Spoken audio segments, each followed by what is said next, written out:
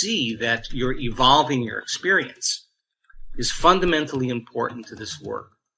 Doing this work and taking the time out of your busy lives to become an experimenter, to experiment to see if I change the way I think and the way I feel, is it going to begin to produce effects in my life, and then maintain that state, that energetic state, independent of all the conditions in your environment, independent of the conditioning emotionally that keeps you in the past or the expectation of the same future, and independent of certain habits and unconscious programs. That is the process of overcoming. And being able to sustain that state every single day causes outcomes to begin to mysteriously appear in your life. And it is that mysterious appearance of those opportunities and synchronicities that transcend our limited understanding of possibility. And so, yes, not everybody heals in this work. We're learning the process. And it's not enough to just send people love in this work.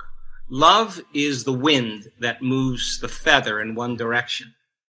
Intention is what lands the feather on the coordinate, on the person, on the circumstance, on the condition that you want to change.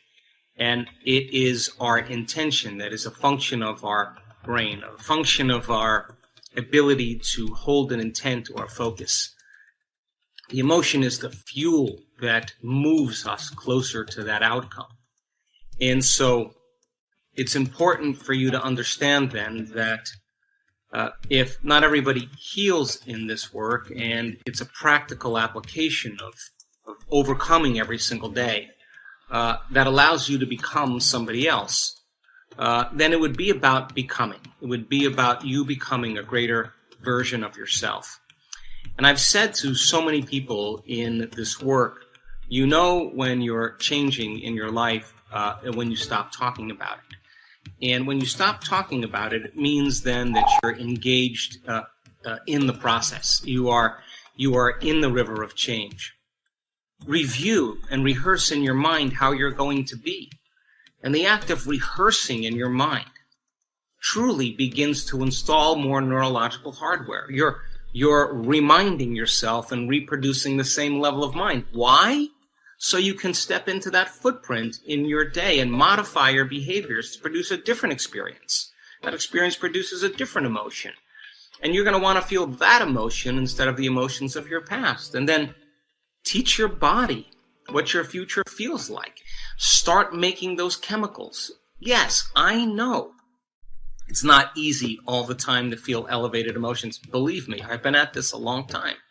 If you could feel that emotion before the event occurs in your life, your body's so objective, it's going to believe that that future's happening to you in the present moment. And it's that elevated emotion that begins to draw like a magnet experiences to you.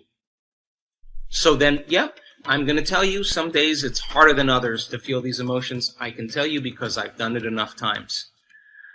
But that's natural and that's normal. But what we're after is supernatural.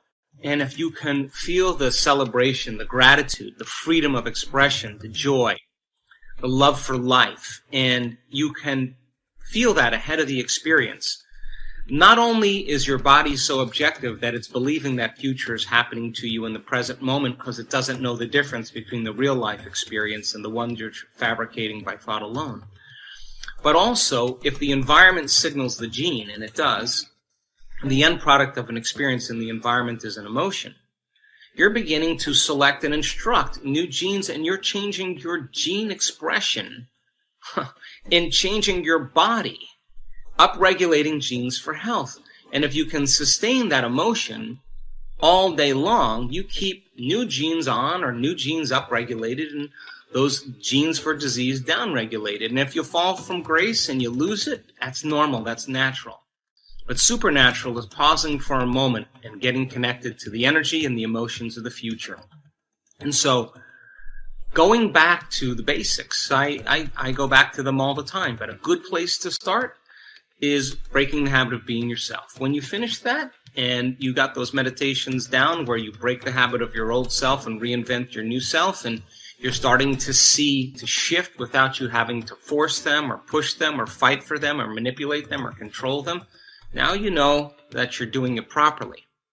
If that makes sense to you and you start seeing the magic and you want to move forward, then do the progressive workshop or the intensive, or getting more involved with reading placebo, and practice those meditations. And when you finish that and you feel good about that, move to supernatural. And there's plenty of practice with walking meditations, with teaching you how to open your heart, teaching you how to create more brain coherence, demystifying trance and giving you the tools. And I want you to be on the exploration. I want you to be on this journey with all of us.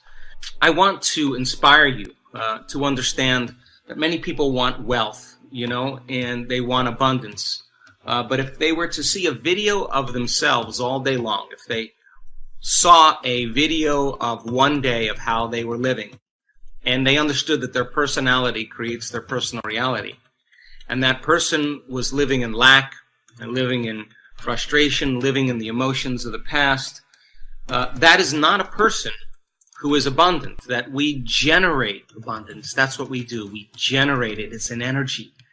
And then we study abundant people. We study masters. We study people that have done it. And you'll see that they failed numerous times. You'll see that they had a lot of trials. They had a lot of betrayals. They had a lot of loss. It never stopped them from their vision. And when they felt so worthy and so abundant that they had all their needs met, they felt so whole that it was no longer about their abundance, it was about who they became. When the abundance finally did come, they wound up giving it away anyway because they knew how to create abundance.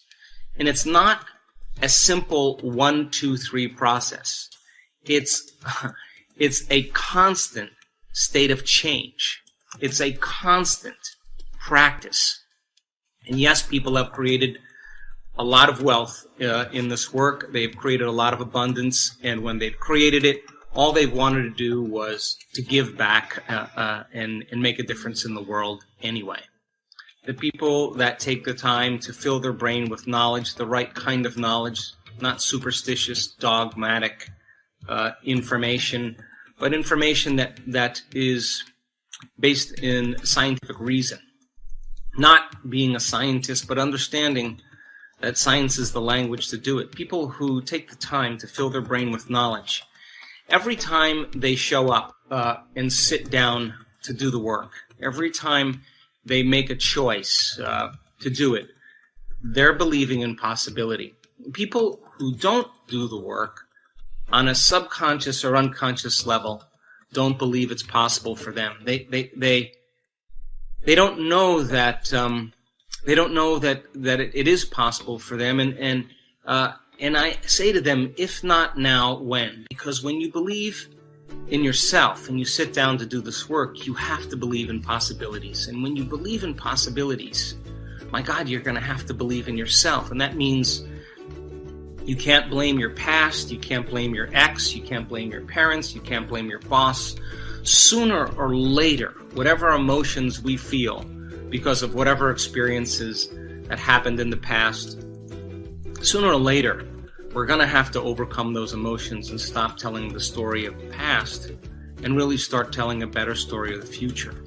And when you start believing in your future more than you believe in your past, when you're more in love and excited about your future than you are romancing your past, then your body is going to wake up in the morning and it's going to want you to create.